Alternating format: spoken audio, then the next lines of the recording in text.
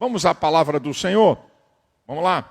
Abra a sua Bíblia no livro de Juízes, no capítulo 13. Eu vou ler do versículo 2 ao 5 e depois o versículo 24, do capítulo 13 de Juízes. E depois dessa leitura, eu quero que você deixe a sua Bíblia aberta em Juízes capítulo 16, ok? Então vamos lá. Josué, Juízes e Rute, só para você se localizar no texto da Bíblia. Juízes capítulo 13. E havia um homem de Zorá, da tribo de Dan, cujo nome era Manoá, e sua mulher era estéril e não tinha filhos. O anjo do Senhor apareceu a esta mulher e disse-lhe: eis que agora é estéril e nunca tens concebido, porém conceberás e terás um filho. Agora, pois, guarda-te de beber vinho ou bebida forte, nem comas coisa imunda, porque eis que tu conceberás e terás um filho sobre cuja cabeça não passará navalha, porquanto o menino será nazireu de Deus desde o ventre, e ele começará a livrar a Israel da mão dos filisteus. Versículo de número 24. Depois teve esta mulher um filho e chamou o seu nome Sansão, e o menino cresceu e o Senhor o abençoou. Eu quero trazer uma palavra para você sobre aprendendo para não ser derrotado, os equívocos de Sansão. Aqui na minha palavra introdutória, só para você poder ter a ideia, o que era a lei do nazireado, uma coisa lá do povo de Israel, do Antigo Testamento, que não tem hoje nenhum valor. A lei do nazireado, uma pessoa fazia um voto por um tempo para ser um nazireu. Não podia cortar cabelo, rapar a cabeça, nem beber bebida forte, nem tocar em nada imundo. Está lá em Números capítulo 6, a lei do nazireado. Então, essa mulher era estéril, o Senhor falou que ela ia ter um filho e disse que esse filho seria dedicado ao Senhor no sentido de ser separado, ele seria um nazireu. O nazireu era separado para Deus. E eu quero mostrar algumas coisas da vida de Sansão, que é muito importante. Como nós sabemos, o Antigo Testamento não é compêndio doutrinário para a igreja, mas é um compêndio rico em histórias, em exemplos para nós, para guiar a nossa vida, para observarmos onde erraram, onde acertaram, o que agrada a Deus, o que não agrada a Deus. Então, eu quero mostrar aqui para vocês, número 1, eu até esqueci de mandar um esboço para o pessoal da mídia para colocar na tela, mas não tem problema. Então, número 1, eu quero falar sobre os passos para a derrota. Quais foram os passos desse camarada? Sansão, na tipologia bíblica, representa o crente cheio do Espírito Santo no Novo Testamento. Nós não temos nenhum exemplo no Antigo Testamento tão poderoso e forte como alguém cheio do Espírito Santo como Sansão. Então, Sansão é tipo do crente cheio do Espírito Santo do Novo Testamento. Para você ver que a questão de queda e de derrota não lhe dá salvo-conduto você ser cheio do Espírito Santo. Então vamos ver os passos para a derrota desse homem que é o maior exemplo de alguém cheio do Espírito Santo no Antigo Testamento. Número 1, ele não valorizou o pacto de Deus na sua vida. Ele não valorizou o pacto de Deus na sua vida. Você vai ver na história que ele tem um leão morto e lá tem um pote não é a palavra, não é pote, um enxame de abelhas que fez um mel e ele foi lá e tocou. Ele era proibido de tocar em coisas mortas. Então, ele não valoriza o pacto de Deus na sua vida. O pacto com Deus produz aliança, intimidade com Deus.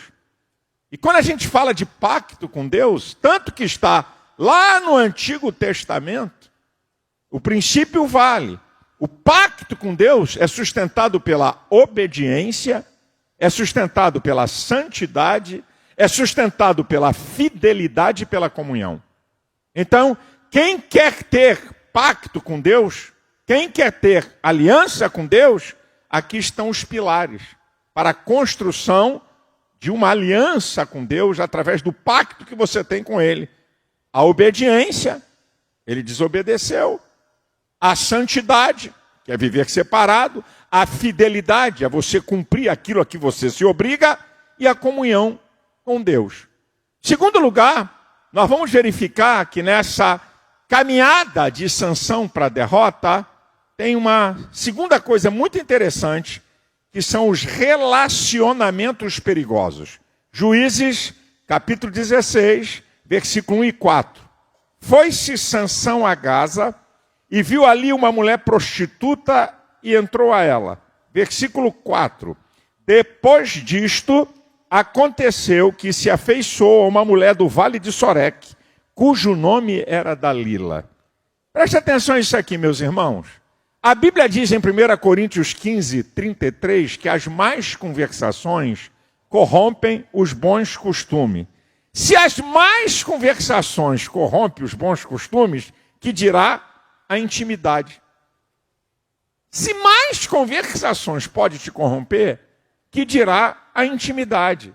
Então, a Bíblia dá alerta para nós, a Bíblia dá dicas para nós, lá em 2 Coríntios, capítulo 6, a partir do versículo 14, o apóstolo Paulo fala uma coisa para a igreja.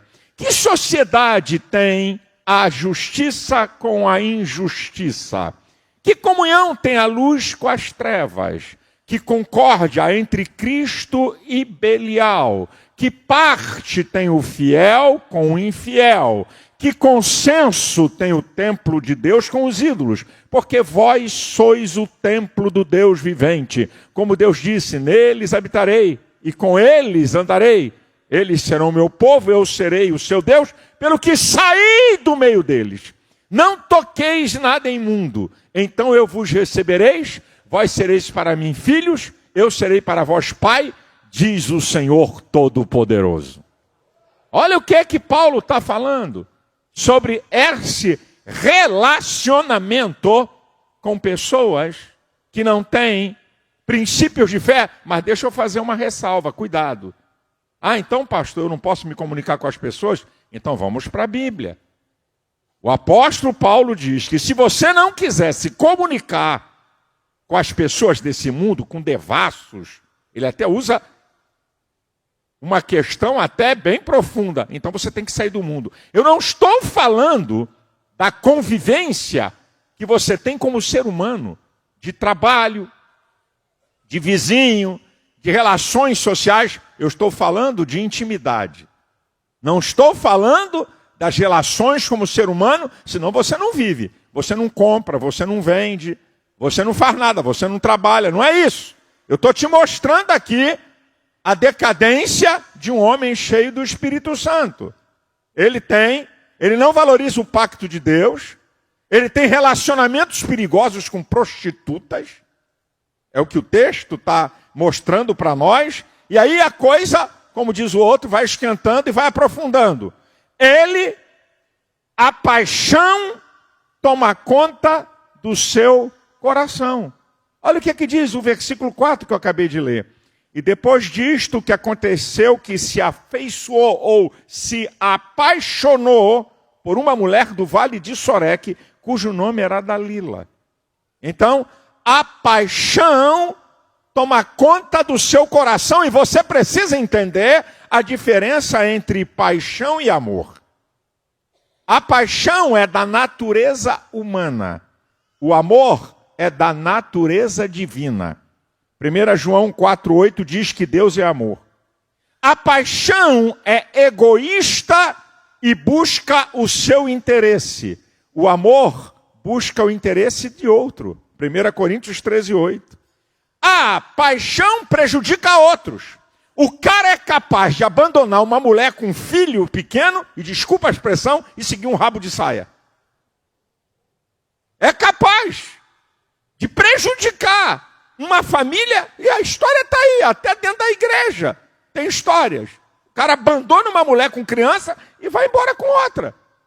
Porque a paixão é assim, ela prejudica outros.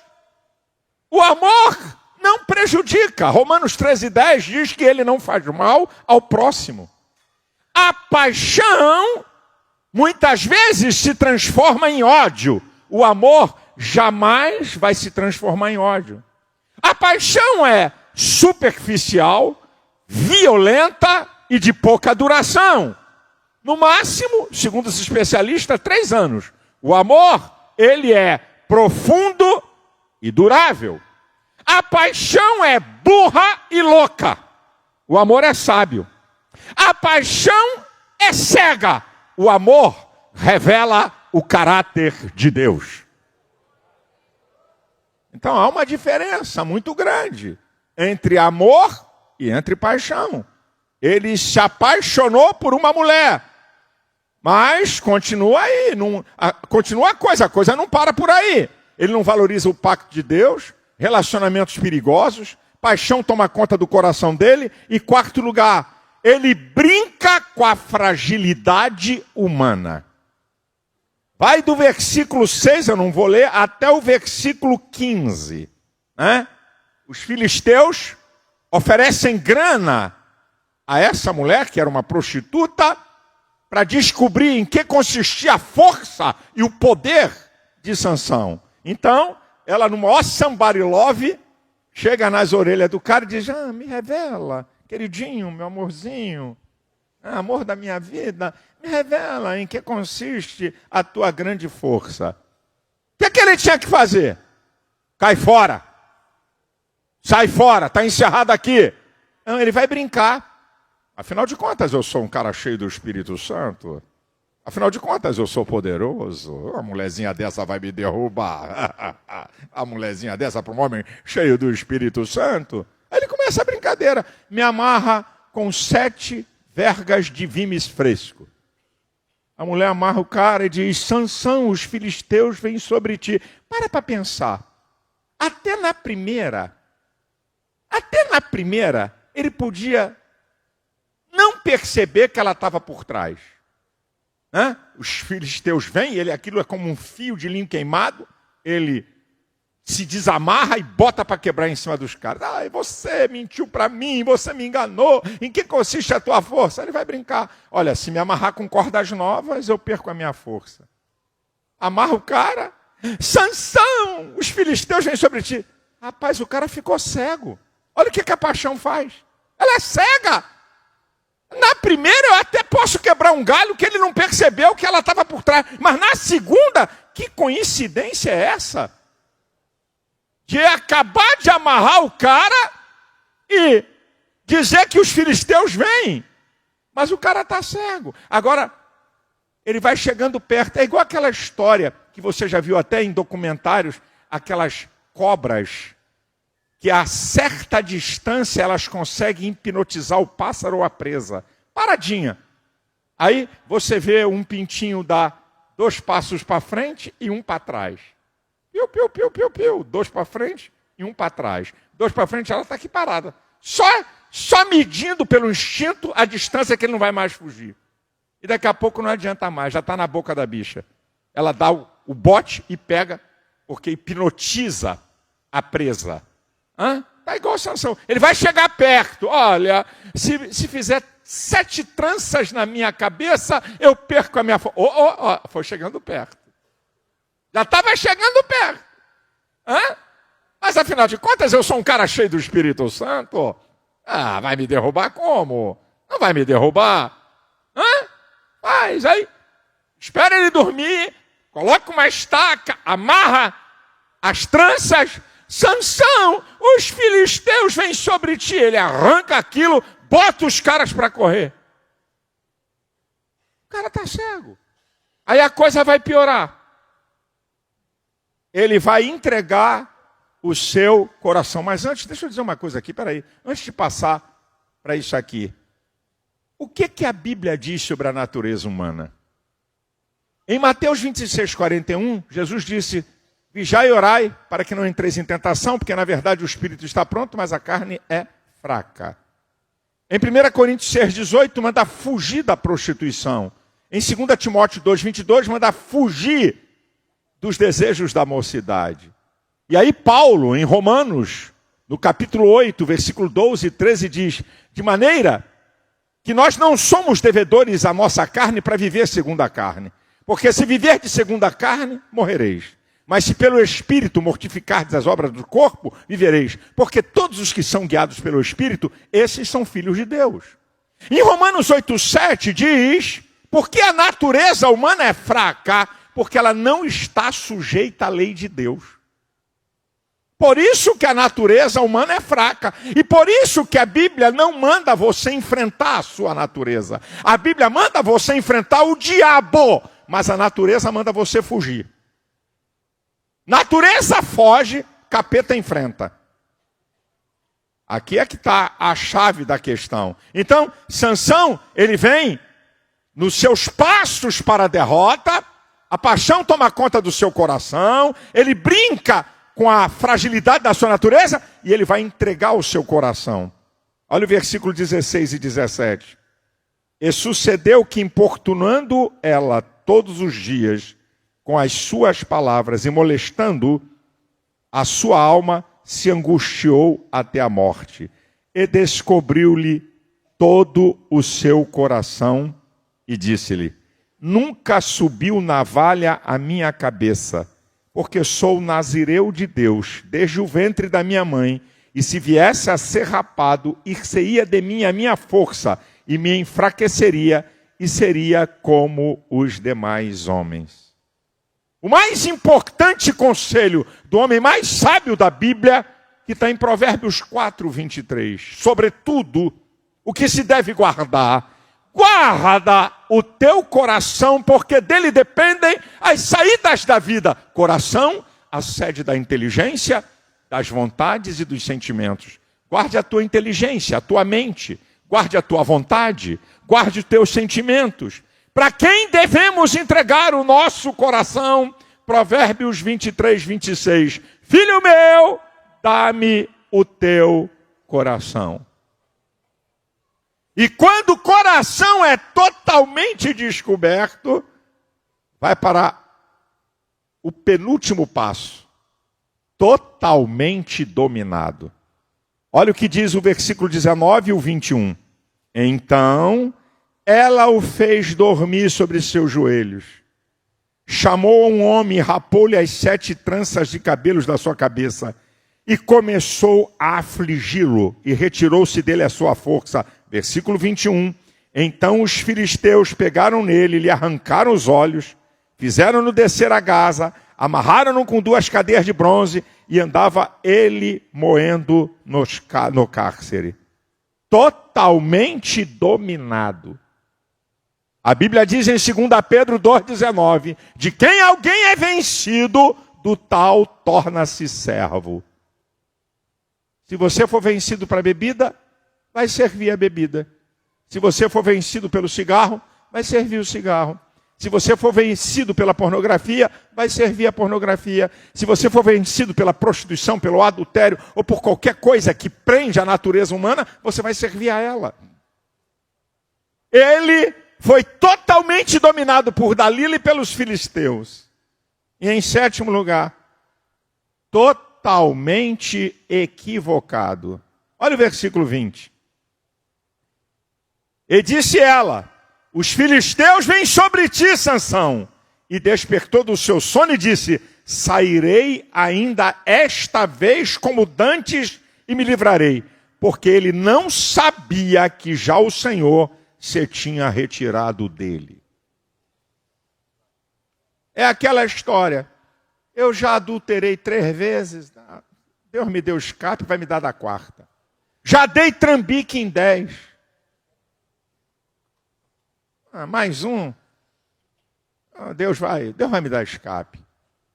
É bem verdade que ninguém aqui pode dimensionar a grandeza da misericórdia de Deus. Aquilo que está em Lamentações 3, 22 e 23.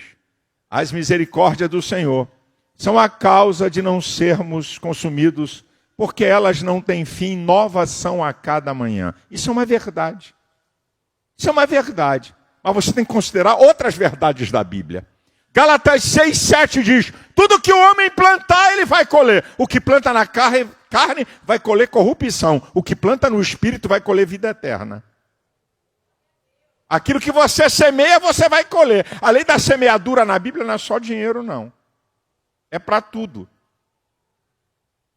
é para tudo. E também tem outro texto de Paulo em Romanos 11, 22. Devemos, pois, considerar a bondade e a severidade de Deus. Para com os que caíram, severidade. Para conosco, benignidade. Se permanecermos na benignidade, senão também seremos cortados. Olha o que é que Paulo está dizendo. Eu não posso dimensionar, porque se não for a misericórdia do Senhor, a sua bondade, a sua compaixão, o seu amor, eu já não estava nem aqui, já tinha até morrido. Eu acredito que seja uma verdade. Se Deus me tratasse segundo meus pecados, eu nem estava aqui mais. Eu sei disso. Mas eu não estou falando disso. Eu estou falando daqueles que pensam que porque estamos debaixo da graça podem abusar e viver a vida toda no pecado, na maior cara lavada, viver em adultério, viver na prostituição, viver no pecado, ser dominado por ele, servir ao pecado e achando que Deus, desculpe a expressão, é macaco gordo para quebrar o galho.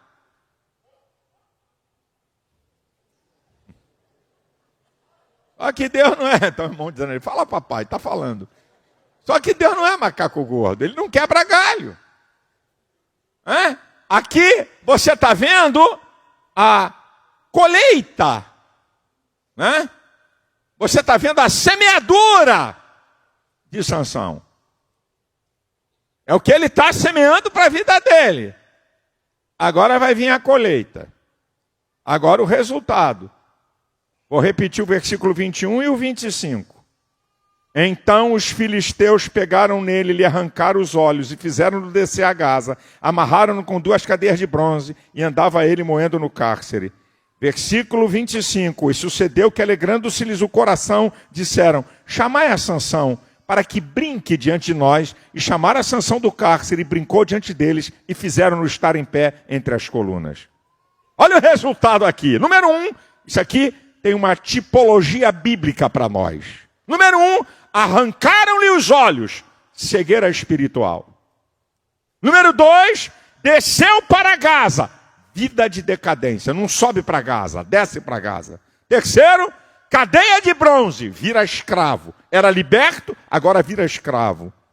Moendo no cárcere, vida, rodando, moendo no cárcere, vida de mesmice e sofrimento. E quinto lugar, vira palhaço, zombaria e escárnio de ímpio. Aqui está o resultado da vida de Sansão. O resultado de quem não valoriza o pacto de Deus. O resultado de quem não valoriza a comunhão com Deus. O resultado de quem não valoriza a vida cristã. Aqui o resultado. Aí você pergunta, ainda há esperança? Tem jeito para um negócio desse? Tem saída para isso? Tem. Mas deixa eu dizer uma coisa aqui para os amados irmãos e para a querida igreja do Senhor Jesus. Eu já falei aqui e vou repetir. Não aconselho ninguém. Vou repetir, não aconselho ninguém. O que é que eu falei? Repete aí.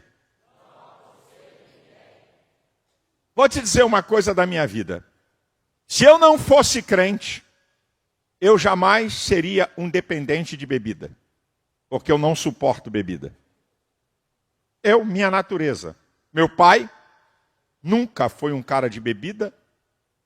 Mas eu também não, então a bebida, para mim, se eu não fosse crente, eu estava livre e liberado. Vou dizer uma outra verdade para vocês. Se eu tomar um copo de vinho no Natal, não muda nada para mim. Primeiro que eu não gosto de bebida. Mas se eu tomar um copo de vinho, eu não encontrei na Bíblia, e alguém não vai me convencer, que é pecado você tomar um copo de vinho. Não é pecado. Agora, o que você tem que perceber e entender, aí muda a história. O que a tua história e você mostra das suas dependências antes de conhecer Jesus? É aqui? Não, porque eu conheço ali, eu conheço um pastor que no Natal toma um copo de vinho, Você não pode botar nenhuma colher de vinho na tua boca. Porque você tem uma história familiar, tem uma genética com uma predisposição. Aqui é que está o perigo. Tem gente enganada. É aqui que está o perigo. O perigo está aqui, meu irmão. Aquilo que te dominava. Aquilo que você servia, ou que você tem uma predisposição genética por herança de família. E eu vou dizer uma coisa para você. Se você pensa, o diabo, meu irmãozão, Paulo disse para a igreja.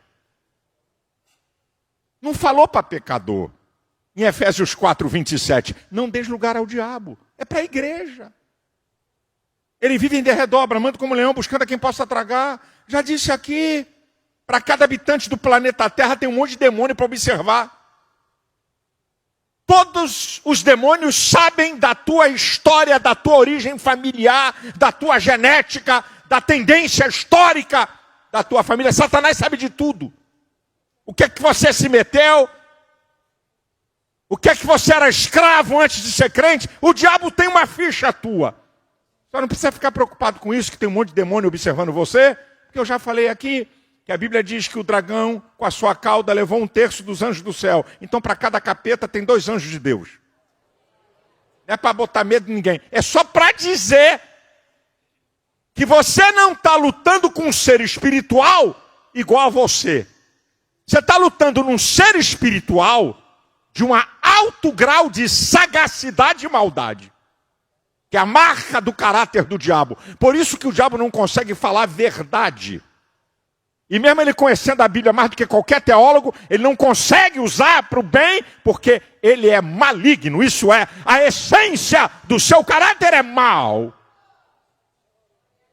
Então, meu irmão, se tu tem uma história na tua família de pai que enchia a cara, se você tem uma história da tua família de gente dependente de álcool, mesmo que você não tenha sido, não brinque com isso. Não brinque com isso. Não brinque com isso. Você pode estar abrindo uma brecha que Satanás está pedindo para entrar na tua vida e destruir você. E ainda mais pastores. Ainda mais pastores. Muito cuidado, senhores. De vez em quando chega nos meus ouvidos umas conversas terrivelmente estranhas sobre atitudes de pastores. Muito cuidado. E até pastores mais maduros dando mau exemplo para pastores mais jovens. Muito cuidado. Cuidado que você pode estar brincando com uma coisa que vai destruir tua vida, tua família e teu ministério. Escuta o alerta que eu estou dando. Está aqui o cara cheio do Espírito Santo. Começou a ter relacionamento com prostituta e foi uma prostituta que derrubou ele. Aqui, ó. Cara cheio do Espírito Santo. Está pensando que título de pastor te garante alguma coisa? Está pensando porque você é ser cheio do Espírito Santo, porque Deus te usa, te garante alguma coisa? Você está terrivelmente equivocado. Cuidado com o que você está brincando. Eu tinha aqui um pastor, um cara muito bom, sem dizer nome, porque grande parte aqui conhece ele, dos pastores que estão me ouvindo. Eu brincava com ele, que ele tinha cara de artista de Hollywood. Cabelo espetado, garotão bonito, olhos bonitos. Mas eu sabia de uma história pregressa dele, de rolo com mulher. Mas agora crente, casado, tudo bem. Aí eu fui colocar ele numa igreja, chamei ele aqui no escritório e disse assim, eu vou te dar um alerta para você. Você com essa cara de artista global e de Hollywood, afina a tua viola que vai ter mulher em cima de você. Você está no púlpito, você é visto por todos, não estou falando das irmãs, não estou falando de mulher de Deus. Mas a igreja tem todo tipo de gente. Então estou fazendo essa ressalva para não dizer, poxa pastor, você está falando das irmãs, não estou falando de irmã, de mulheres de Deus, mas está aqui no meio. Assim como tem homens de Deus, também tem os malandros aqui dentro. Tem as mulheres de Deus e tem as malandras também. Certo? Mulher carente de marido, mulher abandonada por marido, mulher que ainda não se converteu totalmente, está na igreja. Ele falou, que isso, pastor? Que isso? Eu estou te avisando, meu chapa. Você tome cuidado. Aí eu falei para ele a expressão vulgar, cuidado com o rabo de saia, uma linguagem comum. Cuidado, mantenha certa distância. Não se aproxime. Não bota a garota bonita para ser tua secretária. Eu tenho que avisar, eu sou o pastor. Só que ele não atendeu o meu. Ele brincou com aquilo que eu falei que era uma área perigosa para ele. Pela vulnerabilidade histórica dele. O que aconteceu? Ele caiu. Arranquei ele da igreja. Passou por todo o tratamento que eu faço, que eu não jogo ninguém fora. Porque Deus sempre dá uma oportunidade. Restaurei ele depois de um tempo. Primeiro é restaurado a membro, depois de um tempo é restaurado a pastor. Coloco ele como pastor auxiliar. Vai demorar um bom tempo para voltar a ser um pastor de igreja. E dei todos os recados a ele e disse, amigão, eu dou uma oportunidade. Se acontecer de novo, pastor tempo integral, salário da igreja. Se acontecer de novo, 3 meses de salário e rua. Então, cuidado. Ele ignorou a oportunidade. Ele ignorou o conselho que eu dei. E se envolveu de novo. Bem, fim da história. Um dia desse ele entrou aqui nesse pátio. Aqui. E disse, pastor, me arruma um emprego. O cara era pastor de igreja. O cara tinha salário, tinha uma família bonita. E eu? Deixou uma menina, a filha. Eu disse para a esposa, que não tinha nada com isso. Fique tranquila, que a igreja vai pagar o estudo da sua filha até ela ter 21 anos. E eu cumpri minha palavra. Mas sabe o que eu estou dizendo isso aqui? Um bom pastor, um bom pregador. Aí o que aconteceu? Toda aquela herança maldita, bebida, drogas, tudo voltou em cima do cara. Foi a brecha aqui, porque toda a história pregressa dele voltou tudo em cima do cara. Não brinca não, senhores. Não brinca não, senhoras. Alguma área, porque nós somos diferentes. Eu disse para você, bebida para mim não diz nada. Se eu tomar um copo de vinho, para mim não diz nada, mas tem gente que não pode botar nenhuma colher. Eu tenho um genro que não pode botar nenhuma colher de vinho na boca. Por isso que na minha casa, mesmo eu não tendo problema de beber um copo de vinho, que não vai me dizer nada, na minha casa não tem nenhum tipo de bebida, por causa de um genro. Porque eu sei, russo, de origem russa, o avô dele tomava conhaque 6 horas da manhã. Café com leite e conhaque. Café com leite, bebida. E ele enchia a cara e não ficava bêbado. Ele podia tomar o que fosse, não ficava bêbado. Olha a constituição genética do cara. Mas por causa desse meu genro, para preservá-lo, na minha casa não entra bebida, porque eu sei o histórico dele. E eu não vou abrir uma brecha para Satanás voltar e ele ver. Eu posso beber um copo de vinho, que não diz nada para mim. Mas ele, se beber uma colher, pode voltar toda aquela praga do inferno pela qual ele foi dominado. Você está brincando com bebida, pastor? Tem bebida na tua casa e tu tem filho? Você tem filha? Eles estão vendo. Olha o legado e a herança que você está dizendo. Meu irmão, você tem filho menor e tem bebida na tua geladeira? É mesmo? Você é crente? Lavado, enxaguado pelo sangue de Jesus? É?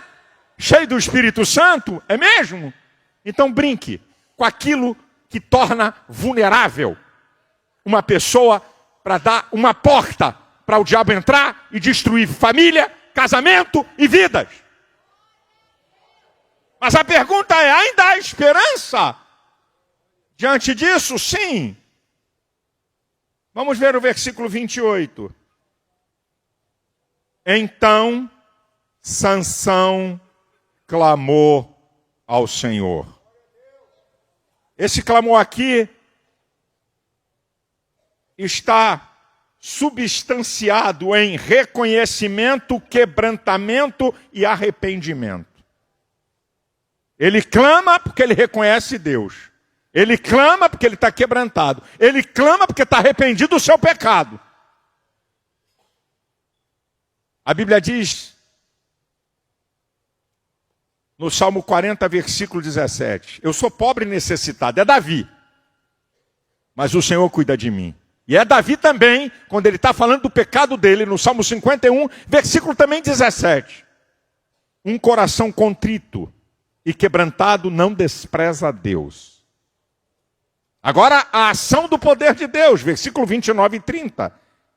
Abraçou-se, pois, Sansão com as duas colunas do meio em que se tinha a casa, arrimou-se sobre elas com a sua mão direita numa e com a sua esquerda na outra, e disse, Sansão, morra eu com os filisteus. Inclinou-se com força, e a casa caiu sobre os príncipes e sobre todo o povo que nela havia. E foram mais os mortos que matou na sua morte do que os que matara em sua vida. Ele foi restaurado novamente. Ele está na lista dos heróis da fé de Hebreus 11:32, Sansão. E é interessante que o texto vai dizer que Deus usou mais poderosamente ele nessa segunda fase do que na primeira. Aí alguém pode dizer assim, e a casa vai cair, para você não pensar isso. Quer dizer que se eu cair, Deus vai me usar mais poderosamente depois? Irmão, é isso que você pensa? É dizer que se cair, vem mais forte, pastor. É mesmo? Você acha? Só tem uma observação importantíssima. É que ele pagou um alto preço pela sua restauração. Ele foi restaurado, mas morreu. Então, cuidado. Não pensa porque Deus vai te usar porque você caiu e Deus vai te usar novamente que vai ter moleza. E sabe o que eu paro para pensar, irmãos? Que graça de Deus é essa nossa, que considera e reconhece que um assassino cruel pode ser liberto, salvo e transformado.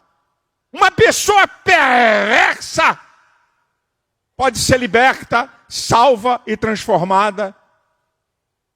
E um irmão não pode ser restaurado. Que graça de Deus é essa que nós cremos? Eu tive aqui uma questão, aqui na igreja, um pastor caiu, eu excluí o pastor, quando eu chamei ele, ele nem teve resistência, ele falou, eu errei. Foi excluído todo esse processo. É excluído, depois de um tempo volta como membro, depois de um outro bom tempo volta como pastor, vai ser pastor auxiliar, esse dirigir igreja, vai ser pastor auxiliar. Aí, quando eu coloquei ele numa igreja como pastor auxiliar, depois de anos, aí a mãe da menina veio falar comigo aqui. Pediu para falar comigo revoltada, porque eu tinha restaurado o pastor. E aí ela veio com o marido aqui no meu gabinete e ela chegou nervosa, falando alto. Eu falei, abaixa a sua voz para falar comigo, senão a conversa acaba aqui e você vai sair. Do lado do macho. Não bota regra comigo, não vem querer falar alto não, porque não vai dar certo. Aí ela sentiu, abaixou a voz. Isso é um absurdo. Eu falei, minha irmã, que graça de Deus você tem. O cara passou uma vergonha, perdeu a igreja, a história dele foi conhecida, foi disciplinado, eu restaurei. Que graça de Deus a senhora tem na vida? Que cristianismo é esse que não perdoa, que não restaura e que não levanta? Claro que nós não vamos estar aqui Caiu, pecou, volta de novo, caiu, pecou, pastor, vai continuar, e vira sem vergonhice, vira licenciosidade. Por isso que nas bem-aventuranças estão juntas. Bem-aventurados os que têm fome e sede de justiça, e bem-aventurados os misericordiosos. Só justiça, dureza. Só misericórdia, leviandade. Justiça misturada com misericórdia e misericórdia misturada com justiça. Ó, não vou te punir. Misericórdia. Dessa vez vou te liberar. Da outra, agora tu vai ser punido. Justiça. Não tem colher de chá. Dureza, dureza. E tem gente que é o seguinte, meus irmãos. Julgamos os outros com o pior que temos e julgamos a nós mesmos com o melhor que temos. Quando é o outro, pau, arregaça, arrebenta. O filho dele não é brincadeira, não. Essa garota não é fácil, não. Mas quando chega o nosso filho, a nossa filha, não é bem assim, não. Não é bem assim, não. Que graça é essa? Que misericórdia é essa? Que não ajuda, que não restaura, que não levanta. Eu creio na graça que perdoa, na graça que restaura, na graça que dá uma oportunidade. 1 João, capítulo 1, a partir do versículo 7. Se andarmos na luz como ele na luz está, o sangue de Jesus Cristo, seu Filho, nos purifica de todo pecado. Se dissermos que não temos pecados, enganamos a nós mesmos e não há verdade em nós. Se confessarmos os nossos pecados, ele é fiel e justo para perdoar os pecados e nos purificar de toda injustiça. Efésios 2,13 diz: vós que estáveis longe, pelo sangue de Cristo chegastes perto. 1 Pedro capítulo 1, versículo 18 e 19: não foi com coisas corruptíveis que fostes comprado da vossa vã maneira de viver, mas com o precioso sangue de Jesus Cristo, de um cordeiro imaculado e incontaminado. Colossenses capítulo 1, a partir do versículo 13: o qual nos tirou das potestades das trevas e nos transportou para o reino do Filho do seu amor, em quem temos a redenção pelo seu sangue, isso é, a saber, a remissão dos pecados, o qual é a imagem do Deus invisível, o primogênito de toda a criação, porque nele foram criadas todas as coisas, visíveis e invisíveis, sejam tronos, sejam potestades, sejam principados, sejam dominações. Tudo foi criado por ele, para ele. Ele é antes de todas as coisas e todas as coisas subsistem por ele. Ele é o cabeça do corpo da igreja. Ele é o princípio e o primogênito dentre os mortos, para que em tudo tenha preeminência. Estamos aqui por causa dele. O sangue que ele derramou, a ceia é a celebração da vida. Ele pagou o preço pelo meu pecado. Ele pagou o preço pelo seu pecado. Você tem direito a perdão. Você tem direito a remissão. Você tem direito a ser restaurado.